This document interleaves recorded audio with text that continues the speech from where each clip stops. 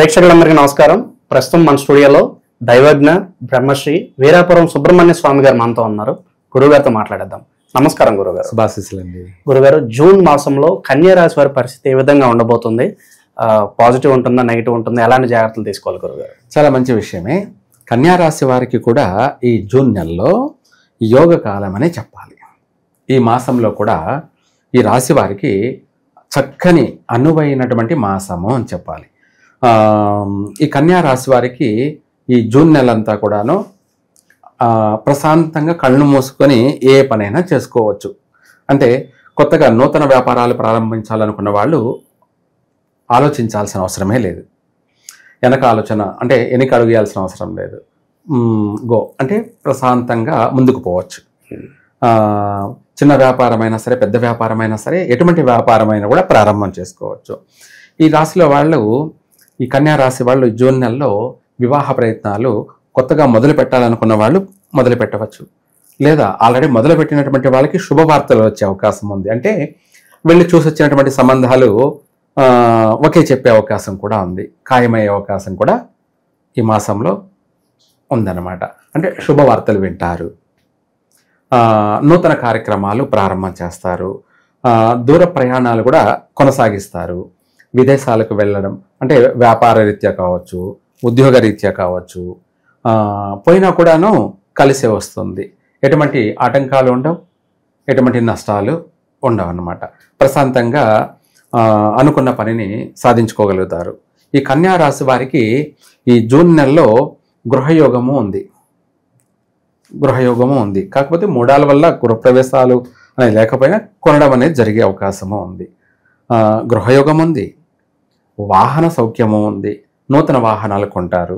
ఇండివిజువల్గా కొనుక్కోవడం కానీ, లేదంటే బిజినెస్ పరంగా కొనడం కానీ, నూతన వాహనాలు కొంటారు. వస్తువులు, ఆభరణాలు ఎట్సెట్రా ఇవన్నీ కూడాను కన్యా రాశి వారికి ఈ జూన్ నెలలో శుభప్రదమైనటువంటి మాసం అని చెప్పచ్చు. అదృష్టప్రదమైన మాసం అని కూడా చెప్పచ్చు. విశేషంగా కలిసి వస్తుంది కూడా. ఏ పని చేసినా కూడా జీవితకాలం కలిసి వస్తుంది. ఇప్పుడు చేసే ఈ వ్యాపారమే జీవితకాలం కూడా వాళ్ళని పోషిస్తుంది. వాళ్ళ కుటుంబాన్ని అంతా కూడా పోషిస్తుంది. ఆ నూతన వ్యాపారాలు కూడా ఎవరెవరికి తగినటువంటి వాళ్ళ స్థాయి అనేది కాకుండా కొంచెం రిచ్గానే ఓపెనింగ్ చేసుకుంటారు. అంటే మనం చిన్న వ్యాపారం అనుకున్న వాడు కూడా దాన్ని పెద్ద వ్యాపారంగానే స్టార్ట్ చేయగలుగుతాడు. ఆల్రెడీ చేస్తున్నటువంటి వాళ్ళు దాన్ని పెద్ద వ్యాపారంగా కూడా విస్తరిస్తారు. ఇలా అభివృద్ధి అనేది విశేషంగా ఉంది. 3 పువ్వులు 6 కాయల్లా ఈ కన్యా రాశి వారికి ఈ జూన్ నెలంతా కూడా విశేషమైనటువంటి యోగమైనటువంటి జీవితం చెప్పాలి. ఆరోగ్యపరమైనటువంటి విషయాల్లో కూడా ఎటువంటి మేజర్ నష్టాలు ఏమి లేవు, చిన్నవి. ఒకవేళ కొన్ని సమస్యలు ఉన్నప్పటికీ దీర్ఘకాలికంగా పీడించే అవకాశం ఉండదన్నమాట. దీర్ఘకాలికంగా పట్టి పీడించే అటువంటి సమస్యలు ఉండదు. మళ్ళీ వాటి నుంచి బయటపడతారు. అంటే తాత్కాలిక సమస్యలు. అలాగే భార్యాభర్తల మధ్య అవగాహన అనేది లేకుండా ఎడబాటు జరిగి ఉన్నటువంటి వాళ్ళు ఈ నెలలో కలుసుకునే అవకాశము, సుఖంగా సంతోషంగా వాళ్ళ సంసార జీవితాన్ని గడిపే అవకాశము ఉంది. అలాగే సంతాన మూలకంగా ఆనందము, సంతోషము, శుభవార్తలు వింటారు. చక్కగా పిల్లల వల్ల మనశ్శాంతి, ప్రశాంతత పొందుతారు. చక్కగా కలిసి వస్తుంది. వాళ్ళ వల్ల కూడా వీళ్ళకు మంచి పేరు ప్రఖ్యాతులు కూడా వస్తాయి. పిల్లల వల్ల తల్లిదండ్రులకి మంచి పేరు ప్రతిష్టలు కూడా లభిస్తాయి. ఇలా చెప్పుకుంటూ పోతే ఈ జూన్ నెల, ఈ జూన్ మాసం అంతా కూడా ఎప్పుడైనా సరే, ఈ మాసంలో ఎప్పుడైనా ప్రారంభం చేసుకోవచ్చు.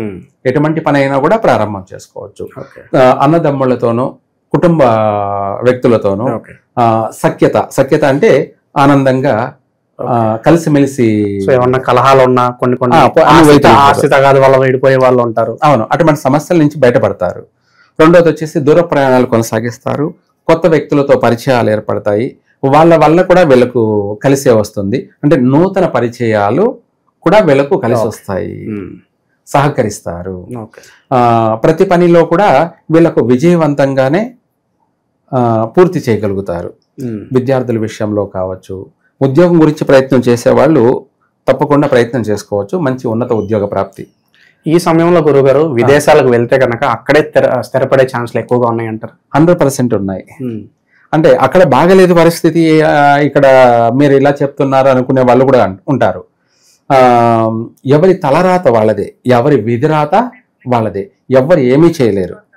ప్రపంచంలో ఎప్పుడు ఎక్కడ ఏం జరగాలో అది జరిగిపోతూనే ఉంటుంది, అది జరుగుతూనే ఉంటుంది. విశేషమైనటువంటి అనుకూలమైన వాతావరణమే. విదేశాలకు వెళ్ళినా కూడా అక్కడ స్థిరపడగలరు. ఎటువంటి ఆటంకాలు ఉండవు, ఎటువంటి ఇబ్బందులు లేవు, మళ్ళీ మధ్యలో ఎటువంటి డిస్టర్బ్ కూడా జరిగే అవకాశం ఉండదు. చక్కగా కలిసే వస్తుంది, ప్రశాంతంగా ప్రయత్నం చేసుకోవచ్చు, వెళ్తారు కూడా, స్థిరపడతారు కూడా. చాలా వరకు శుభ ఫలితాలు ఉన్నప్పటికీ గురుగారు అలాంటి విషయంలో చాలా జాగ్రత్తగా ఉండాలి, లేదంటే అవరోధాలు వస్తాయంటే ఏం చెప్తారు? మేజర్ నష్టాలు అయితే ఏమీ లేవు, వాస్తవంగా అయితే లేవు, చిన్న చిన్న సమస్యలే. అయితే ఏది ఏమైనా కూడా మనం ఓవరాల్ గా రాశిలో అందరికీ అలాగే ఉంటుందా అంటే పొరపాటు, వాళ్ళ పుట్టిన టయాన్ని బట్టి కూడా ఉంటుంది. కాబట్టి అటువంటి వాళ్ళు కూడా, బాగలేనటువంటి వాళ్ళు కూడా, ఈ రాశి వాళ్ళు వీలైనంత వరకు ఈ మాసంలో సుబ్రహ్మణ్య స్వామి, ఈ సుబ్రహ్మణ్య స్వామిది కూడా ఏమిటి అంటే, ఒక సుబ్రహ్మణ్య స్వామిని కాకుండా వల్లి దేవసేన సమేత సుబ్రహ్మణ్య స్వామి అష్టోత్తరాన్ని, అంటే 3 అష్టోత్తరాలను పఠించడం కానీ జరిపించడం కానీ, ఇది కాకపోతే సుబ్రహ్మణ్య స్వామిని అక్కడ వెళ్ళి దర్శనం చేసుకోవడం కానీ, లేదా ఆ స్వామి వారికి అభిషేకం జరిపించడం కానీ, లేదా ఇంకా విశేషంగా వీళ్ళకు కలిసి రావాలంటే సుబ్రహ్మణ్య స్వామి కళ్యాణం జరిపించడం కానీ, ఇటువంటిది ఏదన్నా చేయగలిగితే, అవసరం లేదు నన్ను అడిగితే, ఓన్లీ దర్శనం సరిపోతుంది, కళ్యాణం జరిపించాల్సినంత అవసరం లేదు. లేదు ఇంకా దానికంటే స్థాయి పెంచుకుంటే అంటే అభిషేకం, సుబ్రహ్మణ్య స్వామికి అభిషేకం జరిపించినా కూడా ఇంకా బాగుంటుంది. ఇది కూడా చేయిస్తే తీరాలన్నంత ఇదేమీ లేదు. ఈ మాసం అంతా కూడా వీళ్ళకు చక్కగా కలిసి వచ్చే మాసమే. ఈ జూన్ నెలంతా కూడా యోగమైనటువంటి మాసం.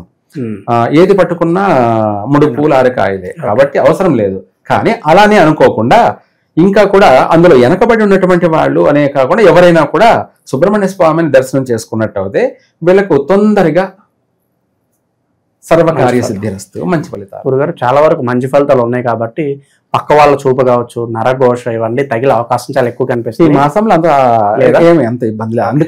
దానికోసమే సుబ్రహ్మణ్య స్వామిని దర్శనం చేసుకోవాలి. దానాలు ఏమన్నా అవసరం అంటారు గురుగారు ఈ రాశి వాళ్ళకి? ఈ మాసంలో ఎంత అవసరం ఏమీ లేదు.